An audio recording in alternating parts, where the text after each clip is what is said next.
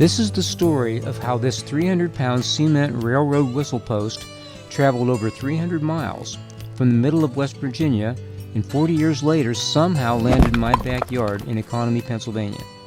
Now this is a whistle post. Unless you've walked along a long stretch of railroad tracks, or maybe you're a train enthusiast, you've probably never seen one. A whistle post is a concrete post about 4 feet tall with a large W engraved or painted on it. The W told the engineer that he should start blowing the whistle because he was approaching a railroad crossing with no gates or flashing lights. The sound of that train whistle told the local traffic that a train was approaching and to stay off the tracks until it had passed. Whistle posts are more common in rural areas with unmarked railroad crossings. Now, how did this particular whistle post leave its spot on the side of a mountain in West Virginia and end up here in my backyard? Well, my family and I were visiting Sand Fork, West Virginia for our family reunion in 1984. It was pictures like this that helped me pinpoint the date. If you've ever traveled on Route 79 south through West Virginia, Sand Fork is about an hour south of Fairmont. My aunt and uncle owned a farm and some land in Sand Fork. That land had a railroad going through it on the side of a mountain. The railroad serviced a coal mine. I remember as a kid seeing that old coal train traveling up on the side of that mountain in the winter. You could see the smoke billowing from its smokestack, and when the engineer saw that whistle post along the side of the tracks, you'd hear this. It was quite a sight and sound. When the mine shut down in the 1970s, so did the railroad. The company removed the tracks and the trestles, and the locals started using the railroad just as a road for their cars. Up on the mountain where the tracks used to be sat a cement whistle post. One of my relatives had a new .30-06 rifle he was trying out. It had a scope on it, and he had it on some sort of a tripod stand. We were sitting on this porch and shooting at the base of that whistle post way up on the side of the mountain. I guess we finally hit it enough times and chipped away at it until the whistle post fell over and it was laying up there on the ground. Since you could now drive your car where the railroad tracks used to be, I got the bright idea to drive up there and take a look at it. Once I saw it laying there, I got an even crazier idea. Let's take it back to Ohio when we leave. That's where we lived, in Champion, Ohio, near Warren.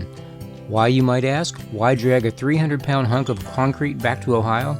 Well, my father-in-law was a huge train enthusiast. Not model trains, I'm talking about real trains. He collected train memorabilia.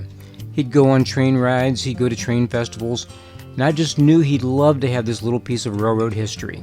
I was driving an older Ford LTD at the time. A Ford LTD was one of those big boat-sized cars with an unusually large trunk.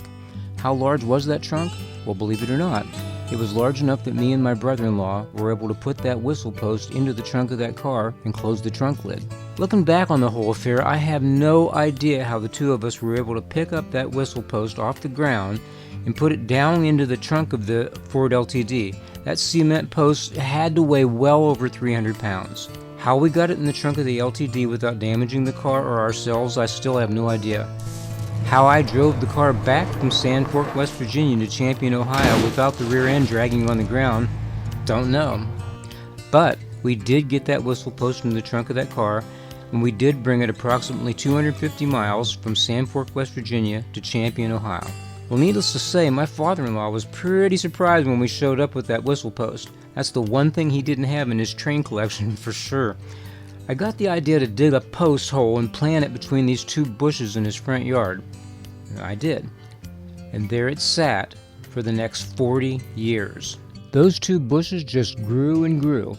So much so that by 2023, the bushes had grown completely around the whistle post. You could barely see it from the outside.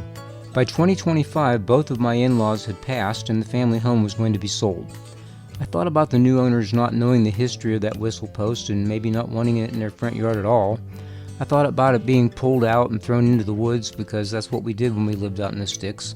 If we couldn't burn something we wanted to get rid of, we dragged it to the woods.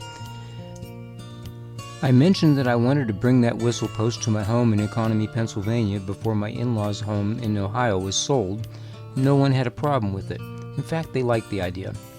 So in October of 2025, me and my wife drove up to Champion, Ohio to take a look at it. As you'll see in this picture, the unruly bushes have now been cut down. Should make it easier to get that post out of the ground, right? Wrong. The ground around that post was full of roots left over from the two bushes. I dug around the post the best that I could, but due to those roots, there was no way I was going to be able to make that hole big enough to get the post out. And even if I was able to dig that hole large enough, there's no way I could get that post out of the ground and into our SUV by myself. And I didn't have that old Ford LTD to take it home with either. So I got an idea. I called the Champion Township trustees to see if they could point me in the right direction to find somebody who could pull that post out of the ground and put it in the back of a rented pickup truck. I found the Champion Township website, and it listed the trustees and their cell phone numbers. That made it pretty convenient. As it turned out, the first guy I called on the list also owned a towing company. When I told him the story, he offered to pull the post out and put it in the back of a pickup truck for a reasonable fee. About a week later, I rented a pickup truck and headed to Champion to get that whistle post. By now, it was mid-October of 2025. My goal was to get that post, bring it back, and install it in my house before the weather got bad. I got there on Friday just before noon, and the tow truck arrived shortly thereafter. The driver wrapped a canvas strap around the post and easily pulled it out of the ground. I had a concern that the post might break or he might damage my rented truck getting it in the bed, but the tow truck driver knew what he was doing and none of those things happened. I brought the whistle post back to my home in Economy, Pennsylvania in Beaver County, 90 miles south of Champion, Ohio. I'd already dug a hole in my backyard where I wanted it. Then I filled the hole around the post with busted up cement blocks and dirt. It's in there pretty solid now. The post was quite weathered after spending its whole life outdoors, so I pressure washed it and painted the W black like it was originally. And here's the old whistle post today in what might be its final resting place, over 300 miles from where it started out, on the side of a mountain in Sand Fork, West Virginia. I don't know if this post will ever move from this spot again, but of one thing I'm pretty certain. If this old whistle post ever does move from here, I won't be the one moving it.